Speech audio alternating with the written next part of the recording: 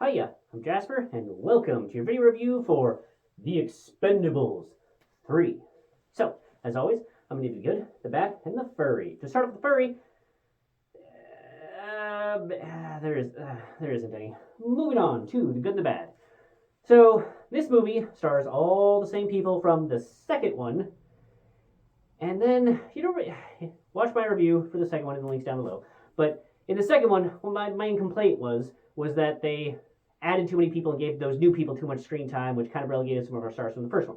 Well, in this one, he fires his whole team and hires a whole new team of young people, and then they take up a whole bunch of fucking screen time. So, not only that, but they gave Terry Crews even less screen time. But to be fair, I read in the trivia that it's because he had a whole bunch of, he was working on Brooklyn Nine-Nine, and that took up a bunch of his time, so they had to give his character less time. So that, if that is actually true, and it sounds plausible, that is okay. But, they just, and to be fair, one of the young people that he recruits, I mean, it's Kellen Lutz, which is one of the, Twilight vampires who made a Hercules movie that bombed.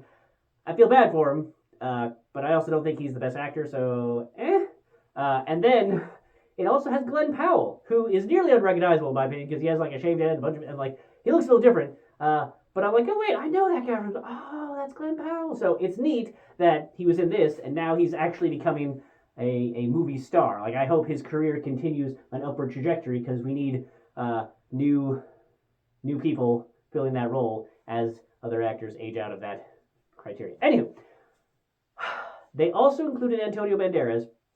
I really liked his character in this. It was a lot of fun. I don't know how much of it was scripted versus they just let Antonio Banderas talk. But it was fun because A, I love his accent, B, I love Antonio Banderas, and C, it was nice and it was fun and I liked that inclusion. What I didn't like, however, is that it seemed like he's talking so much and doing so much and he did his little parkour thing as an introduction, but there's no payoff. He doesn't do anything especially stand out as cool. If he cleared a building Batman style or something from The Dark Knight, then I'd be like, okay, so there's a thing. But I mean, he did cool things. Don't get me wrong, but he didn't do something that especially made him stick out as why we'd spend so much time giving him so much talky talk and backstory and whatnot. I felt like there could have been a little bit more. And then they have Ronda Rousey. Don't get me wrong, she's an amazing MMA fighter, UFC, whatever. But I'm sorry, but in this overly stocked film full of way too many badass dudes to begin with, you don't need her. Okay, you just cut her whole part out and give more screen time to Randy Couture. I don't know if maybe he just sucks as an actor or something, because he got almost no screen time in this one at all, and barely any in the second one, and he basically just had a speech in the first one. So I mean, great that he's still getting paid and getting work and whatnot, but just why don't you like him? Why you could have just given all of his stuff, all of Ronda Rousey stuff to him. There you go. So I felt that she was an unnecessary addition, and I just didn't care for it. I liked Kelsey Grammer in this. I really, really loved Mel Gibson in this one. I thought that was awesome. I thought that he just chewed up the scenery in every scene that he was in. He knew what the fuck movie he was in. Harrison Ford didn't know what the fuck he was doing. To be fair, I generally don't like Harrison Ford. Not a big Harrison Ford fan at all. But in this one, it felt like he was just I'm gonna put on a show and talk like a dude who's gonna do the thing. Yeah, that's the kind of film we're in. It just... If you've ever listened to the commentary for Blade Runner, where he didn't want to do the narration, at least from what I've heard from the commentary and from the special features and trivia and whatnot, Harrison Ford didn't want to do the narration of the theatrical release run of Blade Runner. So he did the shittiest job possible that he could on it, so that he would hope that they wouldn't get used. And then they used it anyway. Yeah. So in this one, it felt like maybe he wasn't intentionally sandbagging, but whatever the fuck he was doing, it was not working for me. I did not like anything he said and how he said it in this one. It just, it was dumb. So, yeah, I did like that they managed to get Jet Li back in there, because again, he was busy shooting actual things in China, so how they finagled him in there, I did appreciate how they worked it into the story.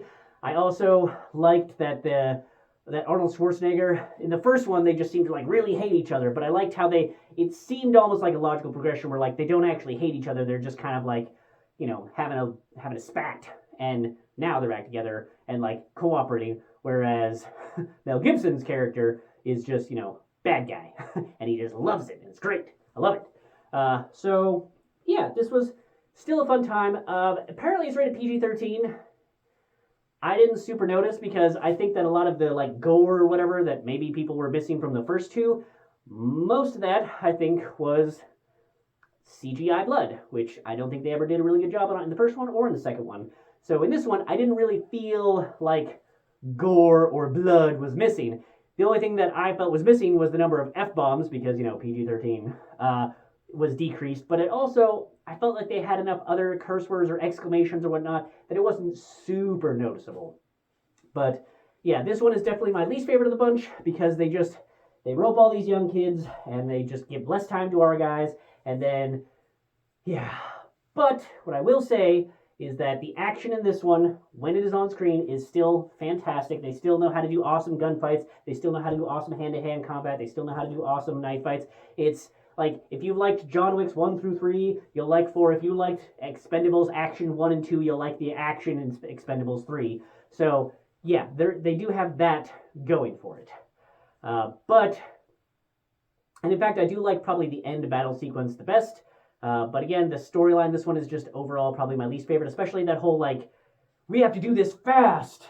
And then they proceed to do, like, title cards across the bottom, like cross country, fly here, go here, go here, to do your recruitment and little, like, Suicide Squad style, like, oh, let's give a quick little backstory of this person and show them and do a little combat-y thing. Like, I guess, sure, whatever. But yeah, so overall, good movie, thumbs up, just my least favorite of the bunch and definitely has more problems overall than that.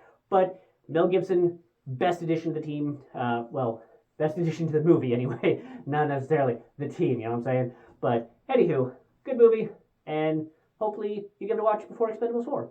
But that's all I have for this one. Thanks for coming, thanks for watching, hope to see you at the next one. Bye!